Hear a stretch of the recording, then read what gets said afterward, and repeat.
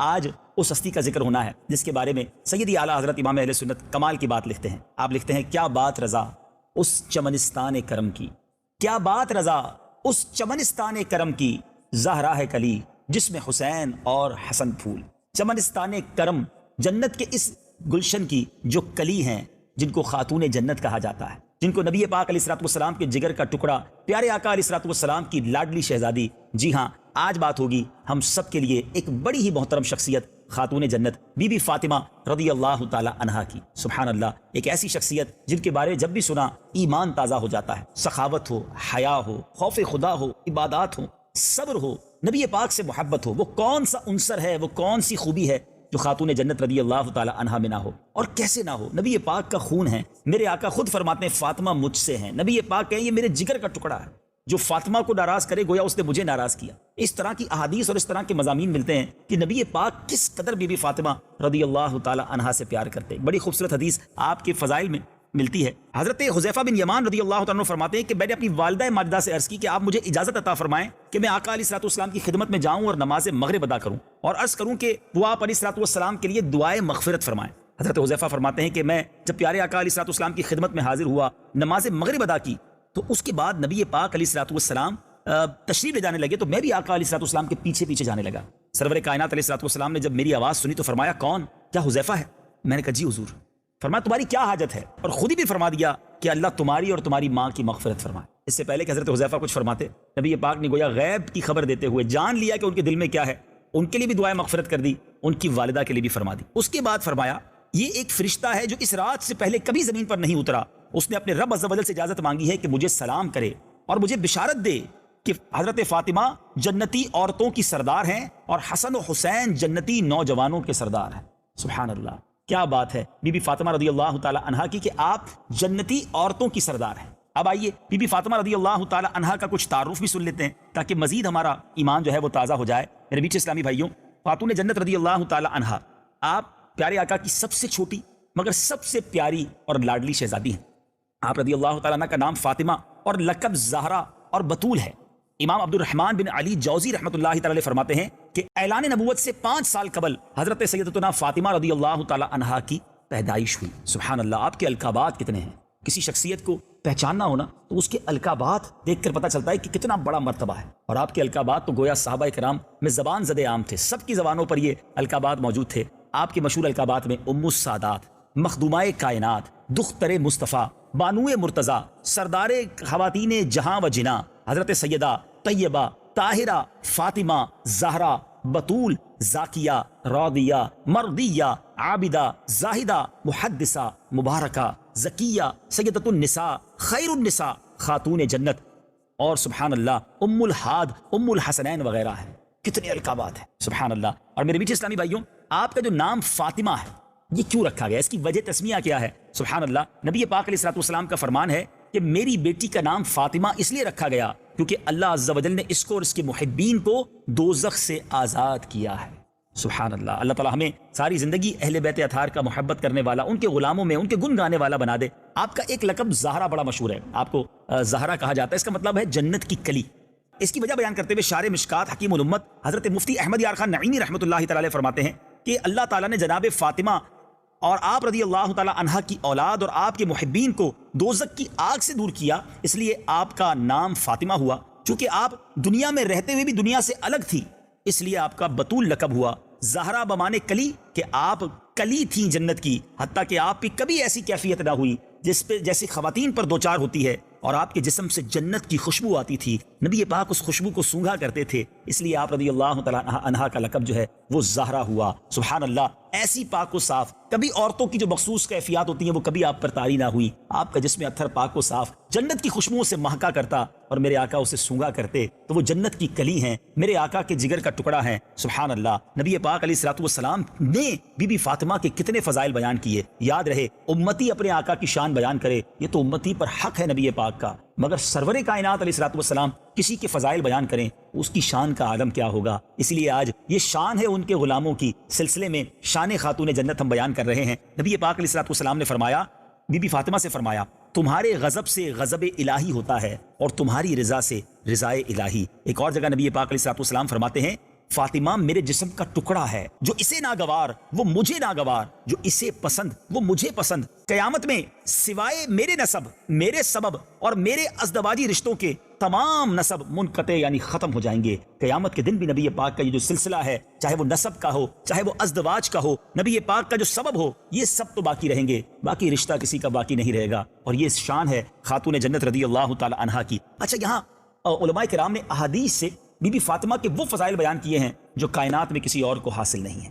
ایک تو فضیلت یہ ہے کہ خاتون جنت نبی پاک کی پیاری سی بیٹی ہیں، پیارے آقا بہت چاہتے۔ دوسری بات کہ نبی پاک علیہ الصلوۃ والسلام کی شکل و شباہت پیارے آقا کی گویا چلتی پھرتی تصویریں ہیں آپ، یعنی آپ کا دیدار ایسا تھا جیسے گویا نبی پاک کو اگر کسی نے تصویر دیکھنا ہو تو خاتون جنت نبی پاک سے دنیا میں کہا جاتا ہے پوری کائنات میں پیارے آقا سے شکل و صورت میں اور نبی پاک سے چال ڈھال میں، انداز میں، گفتگو میں، چلنے میں پیارے آقا سے سب سے زیادہ اگر کسی کو مشابہت تھی وہ بی بی فاطمہ خاتون جنت رضی اللہ تعالی عنہا ہے۔ سبحان اللہ، سبحان اللہ۔ اب میں دو واقعات، چونکہ وقت مختصر ہے، کیا شاندار سیرت ہے خاتون جنت کی۔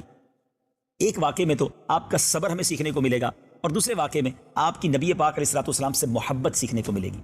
خاتون جنت رضی اللہ تعالی عنہا اپنے گھر کے کام کاج خود کیا کرتی، اور اس کام کاج کرنے کی وجہ سے ہاتھوں پر چھالے پڑ جاتے، آپ پانی کی مشکیں اٹھا کر لاتی تو جسم پر بھی نشان پڑ جاتے۔ تو ایک بار مولا علی کرم اللہ تعالی وجہ الکریم نے بی بی فاطمہ سے کہا کہ اے فاطمہ، تمہارے بابا جان کے پاس کچھ غلام آئے ہیں، کنیزیں آئی ہیں، تم بھی اپنے لیے ایک دو غلام مانگ لو، کنیز لے آؤ تاکہ گھر کے کام کاج میں آسانی ہو جائے۔ خاتون جنت بی بی فاطمہ رضی اللہ تعالی عنہا نبی پاک علیہ الصلوۃ والسلام کی بارگاہ میں حاضر ہوئیں، دیکھا کہ پیارے آقا علیہ الصلوۃ والسلام کے ساتھ کچھ صحابہ کرام موجود ہیں، آپ واپس تشریف لے آئیں۔ نبی پاک علیہ الصلوۃ والسلام کو معلوم ہو گیا کہ بی بی فاطمہ تشریف لائی تھی، نبی پاک خود تشریف لے گئے خاتون جنت رضی اللہ تعالی عنہا کے یہاں۔ باپ بیٹی میں پیار سیکھنا ہو، باپ بیٹی کا کیسا کنیکشن ہونا چاہیے، پیارے آقا علیہ الصلوۃ والسلام اور خاتون جنت بی بی فاطمہ رضی اللہ تعالی عنہا کے درمیان کیا کنیکشن تھا وہ ضرور سیکھیے۔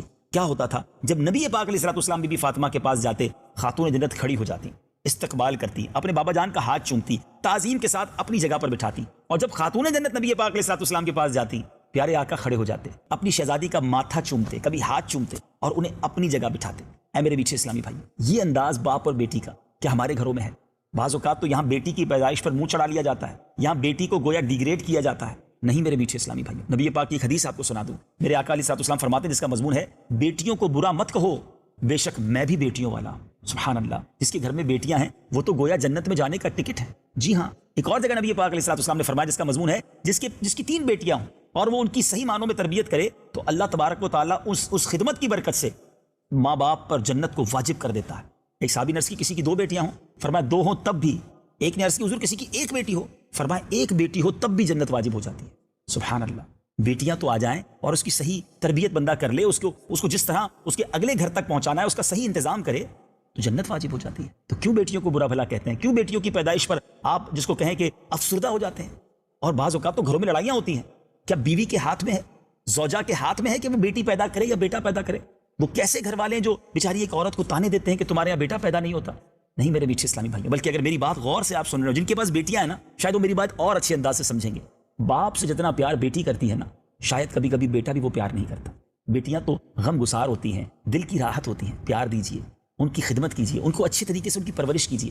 ہمیں نہیں معلوم جو مجھے اور آپ کو رزق مل رہا ہے، کیا پتہ ان بیٹیوں کی برکت سے مل رہا ہو۔ بہرحال بات کر رہے تھے ہم خاتون جنت کی، میرے آقا علیہ الصلوۃ والسلام کا کیا انداز، اپنی بیٹی سے کیا پیار بھرا انداز ہے۔ مگر اب ذرا بڑا ٹرننگ پوائنٹ ہے میرے اس بیان کا۔ بیٹی کو پرابلم ہے، ہاتھ میں چھالے پڑ رہے ہیں، جسم پر نشانات پڑ رہے ہیں، اور نبی پاک سے خادم مانگنے آئی ہیں۔ پیارے آقا جب واپس تشریف لائے نا تو پیارے آقا علیہ الصلوۃ والسلام نے پوچھا اے فاطمہ تم آئی تھی، کیا وجہ تھی؟ عرض کیا حضور وہ آپ کے پاس کچھ خادم آئے ہیں، کچھ کنیزیں آئی ہیں، اور میں کام کاج کرتی ہوں تو ہاتھ پر چھالے پڑ جاتے ہیں، جسم پر نشان پڑ جاتے ہیں۔ ذرا سوچئے میٹھے اسلامی بھائیوں، بہت اہم بات ہے۔ جس سے پیار زیادہ ہونا اس کی تکلیف نہیں دیکھی جاتی، اور بعض اوقات یہ لاڈ میں ہم اپنے بچوں کو بگاڑ بھی دیتے ہیں کہ وہ جو کہتا ہے ہم اس کی مان لیتے ہیں، جو ڈیمانڈ کرتے ہیں پوری کر دیتے ہیں، اور بعض اوقات اس کی وجہ سے اس کی تربیت میں کمی ہو جاتی ہے۔ سبحان اللہ، میرے آقا کونین کے والی ہیں، اللہ کی عطا سے آپ فرشتوں کے آقا ہیں، آپ کے آرڈر کرنے کی دیر تھی، خزانوں کے اور خدمتگاروں کے ڈھیر لگ جانے تھے، مگر کیا شاندار تربیت کی، اور رہتی دنیا کی گویا اسلامی بہنوں کے لیے، رہتی دنیا کی میری بہنوں کے لیے کیا شاندار میسج دیا کہ بیٹا اپنے گھر کے کام کاج خود کر لیا کرو۔ میں حدیث کا خلاصہ سنا رہا ہوں، اپنے گھر کے کام کاج خود کر لیا کرو، اور جب کام کاج کر کے تھک جاؤ تو 33 بار سبحان اللہ، 33 بار الحمدللہ اور 34 بار اللہ اکبر پڑھ لیا کرو۔ ایک روایت کے مطابق 33 بار سبحان اللہ، 33 بار الحمدللہ اور 33 بار اللہ اکبر پڑھ لیا کرو۔ ناظرین، آج شاید بہت سارے ناظرین کو پتہ چل جائے گا کہ یہ تسبیح فاطمہ جو ہم نماز کے بعد پڑھتے ہیں، اس کو تسبیح فاطمہ کیوں کہتے ہیں؟ اس کے پیچھے یہ ساری سٹوری موجود ہے، یہ سارا واقعہ پس منظر موجود ہے کہ آپ گئی تو خادم لینے تھی، گئی تو غلام اور خدمتگار لینے تھی، مگر نبی پاک نے اپنی بچی کی کیا تربیت کی کہ بیٹا اپنے گھر کے کام کاج اپنے ہاتھ سے کیا کرو، اور پھر تسبیح فاطمہ عطا فرمائی، تھک جاؤ تو یہ پڑھ لیا کرو۔ سبحان اللہ، ہر نماز کے بعد اس تسبیح کو ضرور پڑھا کریں۔ بلکہ علماء بڑی کمال کی بات لکھتے ہیں کہ اگر آج بھی کوئی بڑی محنت کرتا ہو، تھک جائے، اور محنت کر کے جب وہ گھر پہنچے تو اسے چاہیے کہ تسبیح فاطمہ پڑھ لے، اس کی تھکن دور ہو جائے گی۔ تو کیا خوب لیسن ملتا ہے۔ آج ہو سکتا ہے مجھے میری مائیں بہنیں سن رہی ہوں گی، اسلامی بہنیں گھروں میں سن رہی ہوں گی، بہت زیادہ اپنے آپ کو آج لوگ گھر کے کام کاج سے دور کر رہے ہیں، اپنے ہاتھ سے کام کرنے کے لیے تیار نہیں ہیں۔ ہم نے خادمائیں رکھنا شروع کر دی ہیں، اپنے گھر کے کام کاج کو عیب سمجھنا شروع کر دیا ہے۔ ایسا نہیں ہے کہ کسی خادم کو یا خادمہ کو رکھنا ناجائز یا منع ہے، آپ کو اللہ نے نوازا، آپ رکھ سکتے ہیں، پردے کا جو بھی معاملہ ہے وہ ہونا چاہیے، لیکن گھر کے کام کاج سے جو گھر میں محبت ہوتی ہے، اپنے ہاتھ سے اگر کوئی کھانا پکاتا ہے تو گھر والے اس سے محبت کرتے ہیں۔ اگر آپ گھر والوں کی آنکھوں کا تارا بننا چاہتے ہیں نا، تو کچھ نہ کچھ کام اپنے ہاتھوں سے کیجیے۔ ہاتھوں کے کام میں کوئی قباحت نہیں ہے، اور یہ تو سنت بی بی فاطمہ رضی اللہ تعالیٰ عنہا ہے نا، نبی پاک کی شہزادی کا انداز ہے۔ بلکہ خود نبی پاک علیہ الصلوۃ والسلام بھی اپنا سودا سلف لاتے تھے، گھر کے کام کاج میں ہاتھ بٹاتے تھے۔ تو اسلامی بھائیوں کو بھی یہ کرنا چاہیے، اسلامی بہنوں کو بھی یہ کرنا چاہیے۔ تو بہت خوبصورت میسج آپ کی سیرت سے ملتا ہے، یہاں صبر کا میسج بھی ملتا ہے۔ اگر کوئی غریب اسلامی بھائی اور اسلامی بہنیں مجھے سن رہی ہیں تو صبر کیجیے۔ اگر آپ کے گھر میں تھوڑا مالی پوزیشن کمزور ہے، گھر کے کام کاج خود کرنے پڑتے ہیں، کھانے پینے میں کوئی کمی ہے، تو اس میں دل چھوٹا نہ کیا کریں۔ ہمارے سامنے اس شخصیت کی بات ہو رہی ہے جو جنت کی عورتوں کی سردار ہیں اور نبی پاک کی لاڈلی شہزادی ہیں، جن کے لیے نعمتوں کی کمی نہیں تھی، مگر بیٹی کی تربیت کیسے کی کہ غربت میں بھی وہ خوش ہیں اور صبر ہے، شکوہ نہیں ہے۔ تو میری بہنیں جو مجھے سن رہی ہیں، خدارا شکوہ نہ کیا کریں، نہ اپنے بچوں کے ابو سے، نہ اپنے والد صاحب سے، نہ اپنے بڑے بھائی سے۔ اور میں آپ کو صحیح بتاؤں، بعض اوقات یہ فیملی پریشر ہوتا ہے کہ برابر والوں نے تو یہ نیا گھر بنا لیا، انہوں نے تو گاڑی لے لی، انہوں نے نیا فرنیچر ڈال دیا، ہمیں بھی چاہیے، ہمیں بھی مہنگا سوٹ چاہیے، اور ان کی بعض اوقات مرد کی استطاعت نہیں ہوتی، اس کی آمدنی کم ہوتی ہے، اور جب فیملی پریشر بڑھتا ہے تو پھر وہ مرد گناہوں کی طرف، حرام کمانے کی طرف چلا جاتا ہے، چوری کرنے کی طرف، ڈاکہ ڈالنے کی طرف، بعض اوقات رشوت، بعض اوقات فراڈ، اور جس کو آپ جوئے کا کام کہیں، اتنے غلط کام میں وہ ملوث ہو جاتا ہے کیونکہ اس کو زیادہ پیسے چاہیے، گھر سے پریشر بہت ہے، اور ایک وقت آتا ہے کہ پیسے تو آنا شروع ہو جاتے ہیں مگر وہ حرام کے ہوتے ہیں۔ اور دوسرا پرابلم یہ ہوتا ہے کہ تھوڑے عرصے بعد پولیس گھر آتی ہے، آپ کے سامنے آپ کے بھائی کو، آپ کے بچے کے ابو کو یا آپ کے والد صاحب کو اٹھا کر لے جاتی ہے، پھر سر پکڑ کر روتے ہیں۔ اس وقت کہاں گئی تھی آپ کی عقل کہ آمدنی 10,000 تھی، آمدنی ماہانہ 20,000 تھی، اور آپ کے لیے مہنگے کپڑے بھی آ رہے تھے، نیا فرنیچر بھی آ رہا تھا، اسکوٹر سے گاڑی بھی لے لی گئی تھی۔ اس وقت کیوں نہ سوچا کہ یہ پیسہ کہاں سے آ رہا ہے، کیوں پریشر دیا ایسا؟ کاش خاتون جنت کی سیرت سے یہ مدنی پھول ہماری ساری بہنیں سیکھ جائیں۔ یاد رہے پہلے کے زمانے میں مرد جب کام کے لیے جاتا تھا نا تو عورتیں رخصت کرتے وقت کہتی تھی دیکھو حرام مت کمانا، ہم تھوڑا کھا لیں گے مگر جہنم کا عذاب نہیں سہ سکیں گے۔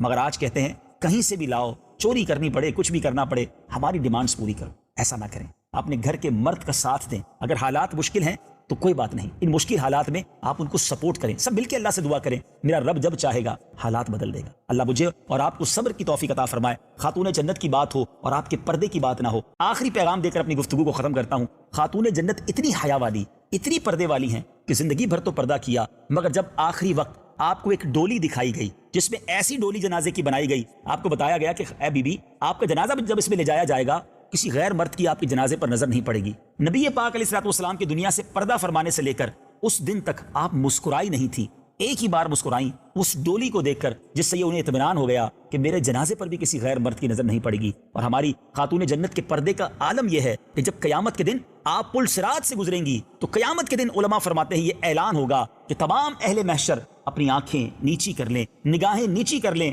خاتون جنت کی سواری گزرنے والی ہے۔ ایسی با پردہ خاتون جن کا ہم سب اب ان کی غلامی کا دم بھرتے ہیں، پنجتن کا اپنے آپ کو ہم غلام کہتے ہیں۔ میری اسلامی بہنیں سوچیں کہ وہ تو جنازہ بھی کوئی نہ دیکھے، اس کی تمنا کریں، اور آج ہماری بہنیں بازاروں میں بے پردہ گھومیں۔ یہ سچی غلامی نہیں ہے اہل بیت کی۔ ان کی سیرت مجھے اور آپ کو یہ پیغام دیتی ہے۔ جو میرے بھائی مجھے سن رہے ہیں، اپنے گھر میں پردے کی ترکیب بنائیے، گھر والوں کو سمجھائیے بے پردگی گھر میں نہیں ہونی چاہیے۔ اور جو بہنیں مجھے سن رہی ہیں وہ خود سے یہ پلان کر لیں کہ انشاءاللہ آج کے بعد کبھی بے پردہ نہیں گھومیں گی۔ اللہ تعالیٰ مجھے اور آپ کو حیا کی توفیق نصیب فرمائے، اہل بیت کی سچی محبت عطا فرمائے۔ آج خاتون جنت کا یوم وصال ہے، 3 رمضان مبارک۔ اللہ کریم سے دعا ہے اللہ کریم تربت خاتون جنت پر اپنی رحمتوں کی بارش برسائے اور ان کے فیضان سے ہم سب کو مالا مال فرمائے۔ مدنی چینل دیکھتے رہیے۔ صلو علی الحبیب صلی اللہ تعالی علی محمد۔ مجھے اپنی اور ساری دنیا کے لوگوں کی اصلاح کی کوشش کرنی ہے انشاءاللہ عز و جل۔